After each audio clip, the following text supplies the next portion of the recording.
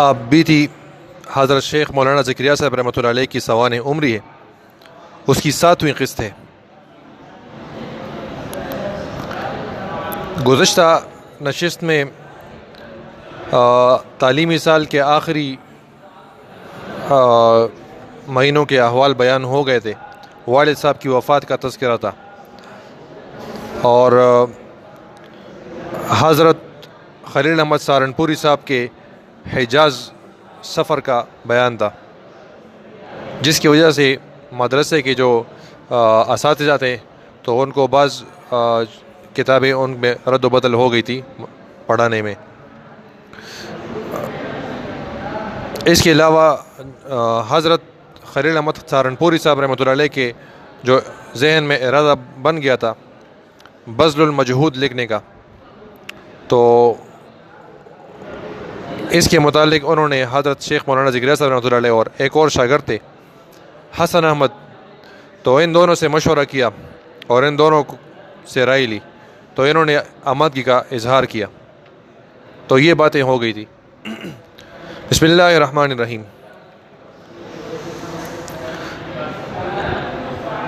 میں نے شوال میں حضرت سے عرض کیا کہ حضرت بذل کے لیے وقت بہت تھوڑا ملتا ہے، اس لیے کہ بذل پہلے صرف تیسرے چوتھے گھنٹے میں ہوتی تھی۔ میرا خیال یہ ہے کہ ترمذی شریف حضرت والا مولانا عبداللطیف صاحب کے حوالے کر دیں اور بجائے صبح کے شام کو ابو داود شریف پڑھا دیا کریں۔ میری ترمذی بخاری تو حضرت کے پاس ہو گئی، میری تمنا یہ ہے کہ بقیہ کتابیں بھی ہر سال ایک ایک کتاب ہو کر پوری ہو جایا کرے۔ حضرت نے بڑی مسرت سے اس کو قبول فرما لیا، اور اس لیے کہ ایک تو اس میں بذل کے لیے زیادہ وقت ملتا تھا جو حضرت کی عین تمنا تھی، دوسری اس سیاہکار کے اوپر حضرت کی شفقت بے پایہ کی وجہ سے ابو داود کے پڑھانے سے حضرت کو مسرت تھی، اس لیے شوال 35 ہجری سے حضرت کے یہاں ابو داود ہوئی۔ شعبان تک اور شوال 36 ہجری میں نے حضرت سے عرض کیا کہ حضرت کے یہاں اس سال مسلم ہوگی؟ حضرت نے فرمایا کہ بہت اچھا، اور اس سال مسلم شریف اور نسائی شریف پر حضرت کے پاس پڑھی۔ ابن ماجہ شریف دونوں بزرگوں کے پاس پڑھنے کی نوبت نہیں آئی، البتہ مدینہ پاک میں 45 ہجری میں بذل المجہود ختم ہونے کے بعد ابن ماجہ حضرت قدس سرہ سے شروع کی تھی اور چند سبق پڑھے تھے، لیکن پھر ماہ مبارک آ گیا اور پھر حضرت کی طبیعت ناساز ہو گئی، اس لیے پوری نہ ہو سکی۔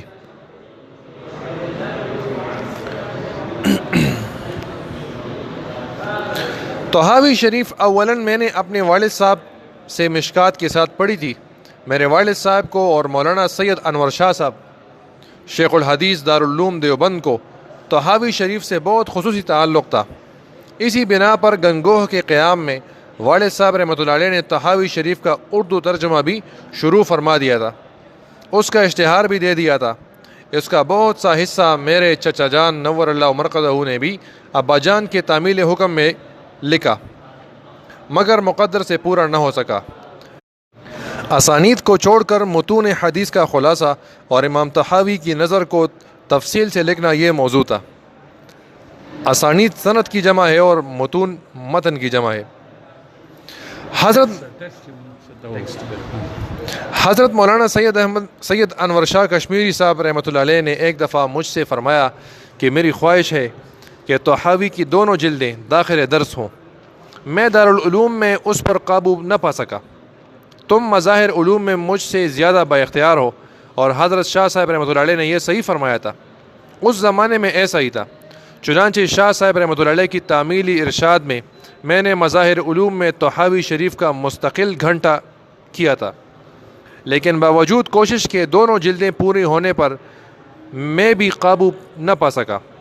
کئی دفعہ تقسیم اسباق میں نے یہ پیشکش کی کہ ابو داود اور پھر بخاری کی جگہ مجھے طحاوی دے دی جائے، مگر اہل مدرسہ نے ان دونوں کتابوں کو طحاوی سے زیادہ اہم سمجھا، اور ایک سبق سے زائد یہ ناکارہ بھی اپنی تالیفی سلسلہ کی وجہ سے پڑھانے کے لیے تیار نہ تھا۔ اصل میں طحاوی شریف جو ہے یہ حنفی ہے، اور یہ امام بخاری اور یہ بات جو ہے یہ شافعی وغیرہ ہے، اور یہ بھی بڑی ہمارے دیوبند کا جو خاص کر مولانا شاہ صاحب وغیرہ، یہ ان کو باقاعدہ کوشش ہے ان کو سیاستہ کی طرح اہمیت دی جائے، لیکن نہیں۔ خدا کرے کہ آئندہ کوئی تحاوی کا شوقین اس کی دونوں جلدوں کو پورا کرا دیا کرے۔ مشکات والے سال میں اپنے والد صاحب نور اللہ مرقدہ سے تقریباً ایک جلد پوری اور دوسرے کا کچھ حصہ پڑھا، اور اس کے بعد موطا امام محمد کے ساتھ کچھ حصہ حضرت کے یہاں پڑھا۔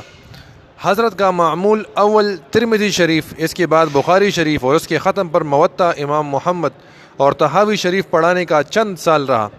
اس لیے بندے نے تحاوی شریف کا معظم حصہ اولاً اپنے والد صاحب سے تقریباً 1.5 جلد پڑھی، اور اس کے بعد تبرکاً دوسرے سال میں کچھ حصہ حضرت سے پڑھی۔ یہ تو طالب علمی کا دور تھا جو بہت ہی عجلت میں چند واقعات لے کے، اب اس سے آگے کا دور۔ یہ زبانی کتنے باریک اور باتیں یاد ہیں، حالانکہ کہتے ہیں کہ اجرت میں لکھ کے۔ اب مدرسی کی سنو، یعنی بطور استاد۔ محرم 35 ہجری میں کے شروع میں یہ ناکارہ مدرس ہوا۔ 1915 میں جب میری مدرسی کا اور میری طرف اسباق منتقل ہونے کا اعلان ہوا تو میرے عزیز محترم دوست مولوی ادریس صاحب کاندھلوی، مؤلف ادریس چاندویلی رحمۃ اللہ علیہ، پھر یہاں مولانا ادریس چاندویلی رحمۃ اللہ علیہ پارٹیشن کے بعد جامعہ اشرفیہ میں آئے تھے۔ یہاں تھے وہ سیرت النبی، سیرت المصطفیٰ کے نام سے 3 جلدوں میں لکھی ہے، اور معارف القرآن کے نام سے ہے تو معارف القرآن مفتی شفیع صاحب کا ہے، ان کی بھی معارف القرآن ہے، اور جو ہے یہاں لاہور میں فوت ہوئے ہیں۔ پھر ان کی جگہ جب بیٹا تھا عبد المالک، وہ شیخ الحدیث وغیرہ، تو زیادہ جامعہ اشرفیہ میں رہے ہیں، میری ملاقات ہوئی ہے۔ جب میری مدرسی کا اور میری طرف اسباق منتقل ہونے کا اعلان ہوا تو میرے عزیز محترم دوست مولوی ادریس صاحب کاندھلوی، مؤلف التعلیق الصبیح، جو آج کل جامعہ اشرفیہ لاہور میں اعلیٰ مدرسین میں شمار ہیں، حدیث و تفسیر کی کتابیں کثرت سے پڑھاتے ہیں۔ انہوں نے بہت اخلاص و محبت سے ایک نصیحت کی جس نے مجھے بہت کام دیا۔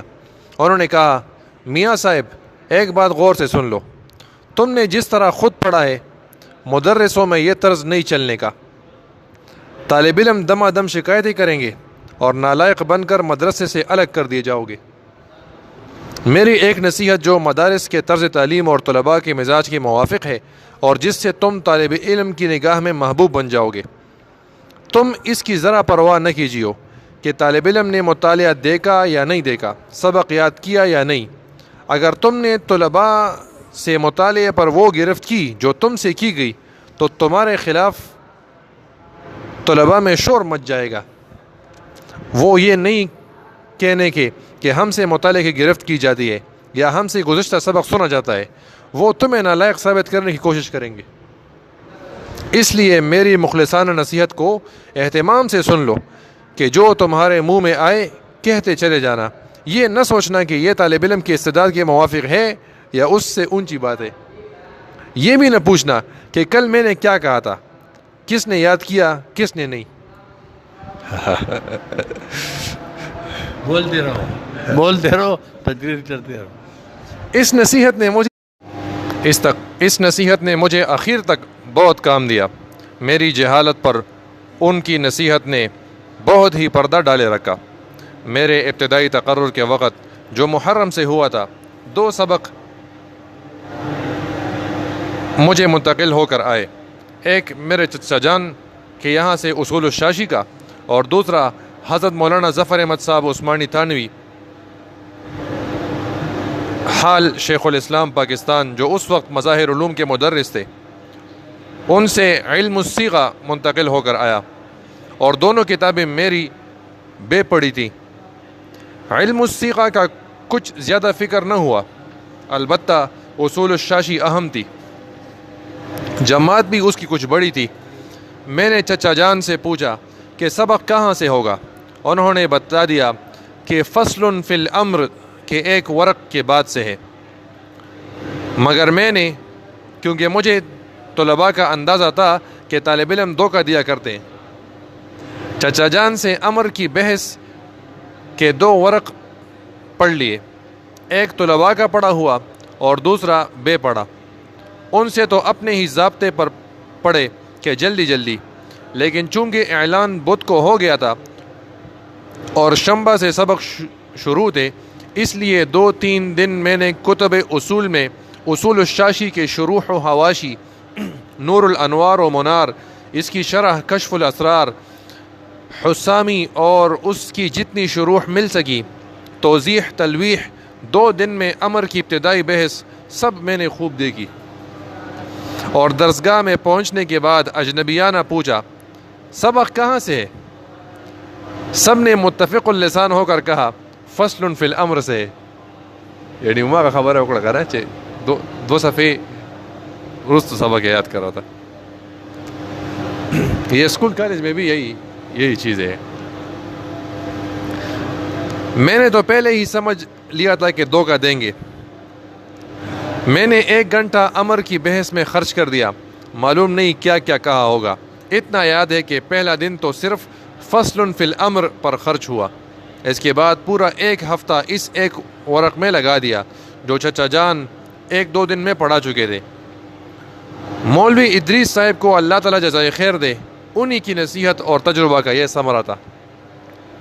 1 ہفتے بعد میرے پاس اصول الشاشی کی جماعت کی نہایت موقت تحریری اور زبانی درخواست پہنچی کہ ہم اصول الشاشی تجھ سے اول سے پڑھنا چاہتے ہیں۔ میں نے کہہ دیا مدرسے کا سبق ہے، میرا ذاتی نہیں ہے، معتمم صاحب حکم دیں گے تو مجھے انکار نہیں۔ چونکہ ایک بڑے مدرس کے یہاں سے منتقل ہو کر آئی تھی، اس لیے باضابطہ تحریر درخواست کی تو لوگوں نے ہمت نہ کی، البتہ خصوصی لوگوں نے زبانی ان سے کہا، انہوں نے انکار کر دیا۔ البتہ یہ نفع ضرور ہوا کہ بعض اکابر مدرسین نیز بعض طلباء نیز بعض منتظمین کو میرے امرد اور کم عمر اور حسین و جمیل ہونے کی وجہ سے مدرسی پر جو اعتراض تھا، مگر اکابر کی طرف سے چونکہ تجویز تھی اور علی الاعلان اعتراض کا اس زمانے میں دستور نہیں چلا تھا، بالخصوص بڑوں کی طرف سے، اس لیے محتمم صاحب کو بھی کچھ سوچ ہو رہا تھا۔ اس لیے اصول الشاشی کی جماعت کی اس درخواست نے محتمم صاحب کو میری طرف سے مطمئن کر دیا۔ امرد مطلب بغیر گیری الگ، بغیر داڑھی والا جو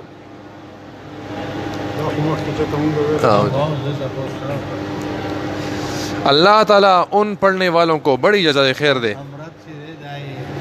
امرت جو ہے یہ واحد ہے، ہمارے دوستا جمع ہے، ایسے لڑکی جس کی ابھی داڑھی نہیں آئی ہو۔ ہاں،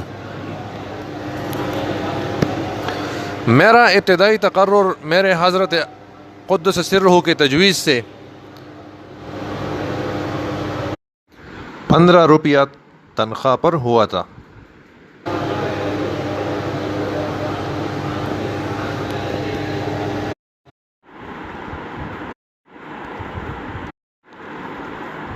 اعلیٰ حضرت رائے پوری حضرت شاہ عبد الرحیم صاحب رحمۃ اللہ علیہ نے فرمایا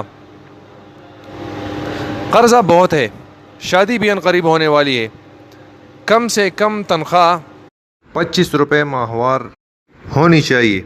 اس پر اصرار بھی فرمایا، مگر میرے حضرت نے فرمایا کہ مدرسے کی روایات کے یہ بھی خلاف ہے، رعایت ہی رعایت ہے، اس لیے کہ مولانا منظور احمد صاحب سہارنپوری میرے سے 5 برس پہلے کے مدرس تھے، اور اس وقت تنخواہ ترقیات ہو 12 روپے ماہوار تھی، جو میرے تقرر کے ساتھ میری وجہ سے 15 روپے ہوئی تھی۔ مولانا مرحوم کا ابتدائی تقرر شوال 30 ہجری میں بلا تنخواہ معین مدرس کے ہوا تھا۔ سن 67-68 میں کراچی میں تھے ہم، مولانا محمد اشرف صاحب بھی ساتھ تھے، مولانا یوسف بنوری صاحب کے ہم مہمان تھے۔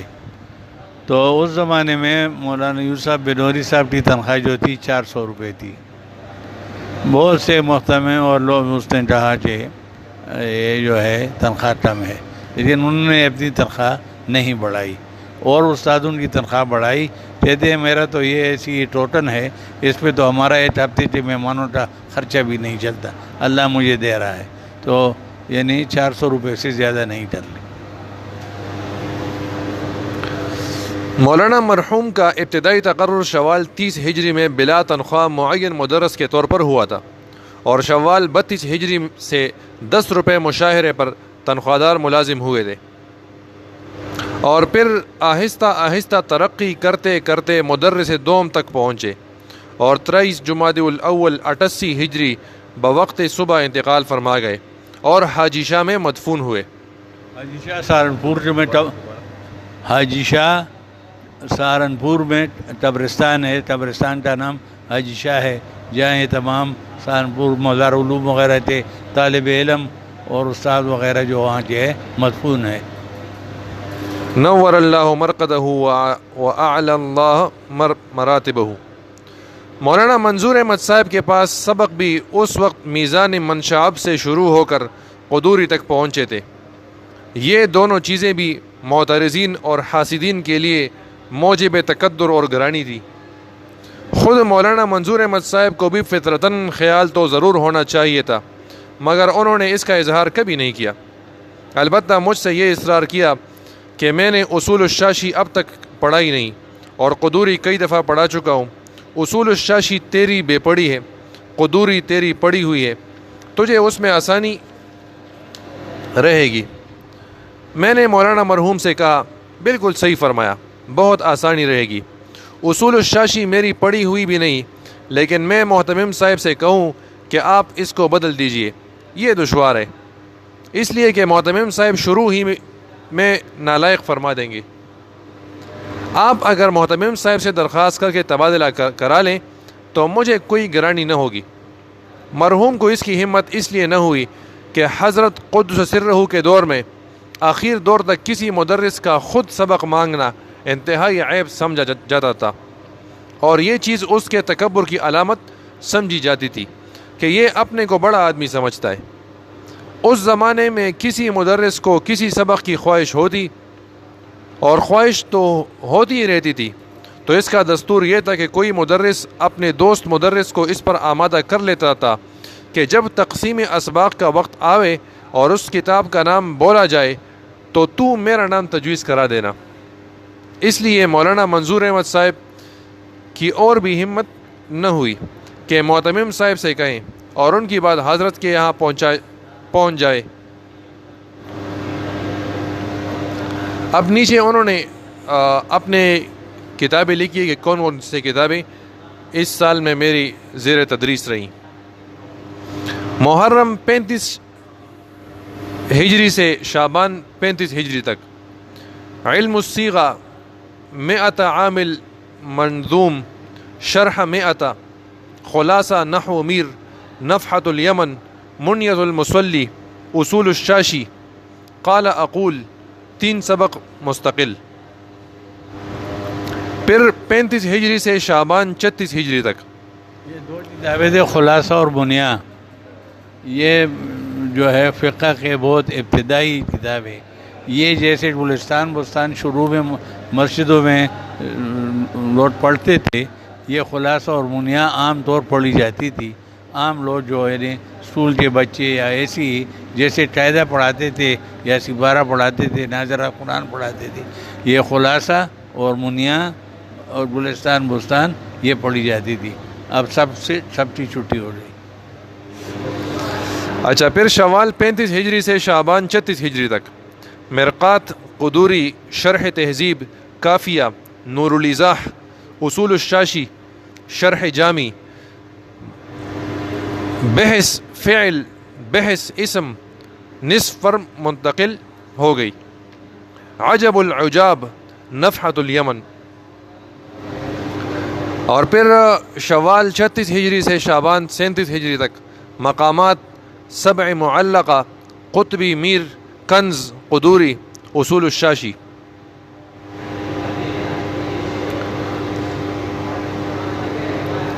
یہ اصول الشاشی کا بار بار تذکرہ آ رہا ہے۔ اس کی جو مصنف ہے اس کا عجیب قصہ ہے۔ اس کا یہ جو مصنف تھے، یہ پہلے جو لاکر کا کام کرتے تھے، یہ لاک میکر، چابیاں تالے وغیرہ، اس کا کام کرتے تھے، ساری عمر اس میں گزار دی تھی. تو ایک دن کہتے ہیں کہ آخری جو بڑھاپے کی عمر میں اس کو خیال آیا بڑی عمر میں کہ علم حاصل کرنا چاہیے. تو مدرسے میں انہوں نے داخلہ لیا. تو کہتے ہیں کہ پتہ نہیں کتنے سال اس ادھر بھی گزار دیا نا، کوئی 8-10 سال گزار دیے، لیکن سبق اس کے دماغ پر نہیں آ رہا تھا. مطلب یہ ہے کہ جو بنیادی جملے ہیں نا، اس میں ایک جگہ کو، جس طرح ہم شعر میں مصرع ایک جگہ دوسری جگہ فٹ کر دیا نا، کہ آپ اس دن قاضی صاحب کہہ رہے تھے کہ زرحمان چقشی علم خطا نزی منزے گورا چغزیدے کو مٹاک. تو اس طرح یہ بھی جو حدیث کے جو راوی ہیں، کو جو مسائل ہیں، جو کچھ بھی ہیں، الفاظ سارے الٹے پلٹے کر دیتے تھے، وہ اس کو یاد نہیں آ رہے تھے. اور پرانے زمانے میں تو لکھائی سے زیادہ یاد کرنے کا ترتیب تھی. تو کہتے ہیں کہ آخر کار اتنے مایوس ہوئے کہ سب کچھ چھوڑ چھاڑ کر وہ کسی جنگل وغیرہ میں بھاگ گئے. بس ادھر اس نے دیکھا کہ اوپر سے آبشار آ رہی ہے، نیچے پانی گر رہا ہے، اور جہاں پر وہ پانی گر رہا ہے وہ سارے ادھر پہاڑ تھا تو پتھر تھے. تو جہاں پر وہ پانی گر رہا تھا اس جگہ پر بہت بڑا پتھر تھا اور اس کے اندر سوراخ ہوا تھا. تو جب اس نے یہ دیکھا تو اپنے آپ سے کہا کہ دیکھو، نہ تو یہ علم پانی کی طرح نرم ہے، نہ تو یہ علم پانی کی طرح نرم ہے، یعنی بہت کمزور چیز ہے، اور نہ تمہارا دل اس پتھر سے زیادہ سخت ہے. تو اگر پانی جیسے نرم چیز نے بھی مسلسل گرنے کا عمل کیا تو اتنا ہوا کہ اتنے سخت پتھر میں اس نے سوراخ کر دیا. تو اگر تم تھوڑی سی محنت اور کر لو گے تو تمہارے دل میں کیسے یہ جگہ نہیں بنائے گی. تو کہتے ہیں کہ یہ اس نے دیکھ لیا، بس پھر واپس آ گئے، اور اس کے بعد پھر یہ علم میں اتنی آگے چڑھ گئے کہ آج وہ کہتے ہیں کہ جس میں باقاعدہ امام کے درجے تک پہنچے ہوئے ہیں. امام قفال شاشی ان کا نام تھا. ہمارے مولانا محمد اشرف صاحب پہلے تو سید سلیمان ندوی رحمۃ اللہ علیہ سے بیعت تھے، اور کافی اصلاح اور سب کچھ ہوئی تھی نہیں تھے، لیکن سید صاحب نے کسی کو اجازت نہیں دی تھی. پھر شاہ عبدالعزیز صاحب دہلوی دو اجو سے بیعت ہوئے. سید سلیمان ندوی صاحب نے کسی کو خلاف خلیفہ نہیں بنایا. تو ایک دفعہ میں نے کہا کہ ذکر کر رہا ہوں کوئی اثر نہیں ہو رہا ہے، تو مجھے کہتا ہے کہ جا کر ٹونٹی نیچے دیکھو کہ کچھ ہے. تو جب میں نے دیکھا جہاں ٹونٹی سے ایک قطرہ وہ ہو رہا تھا، گر رہا تھا، وہاں سوراخ ہو گیا تھا، اور جہاں پریشر سے پانی جاتا تھا وہاں کچھ نہیں تھا. تو مجھے فرمایا، کچھ الفاظ تو مجھے یاد نہیں ہے، کہ اسی طرح جب یہ چیز مسلسل اور بغیر ناغے کے ہو تو ایسے یہ زٹر جو ہے، اس کی مثال جو ہے برما کی سی ہے. جیسے لڑلی میں برما وہ چلتا ہے، ڈرل مشین. ہاں، ڈرل مشین. تو اس سے یہ ہے کہ جو برادہ ہو وہ باہر نکلتا رہتا ہے اور اندر سوراخ ہو جاتا ہے. تو یہ سے اللہ اللہ اللہ اللہ اللہ انشاءاللہ، اس سے جیسے وہاں پانی نے سیمنٹ میں سوراخ کیا ہے، انشاءاللہ دل ان سے نرم ہے، یہ ذکر اپنے وقت پہ یہاں بھی سوراخ کر لے گا. سبحان اللہ.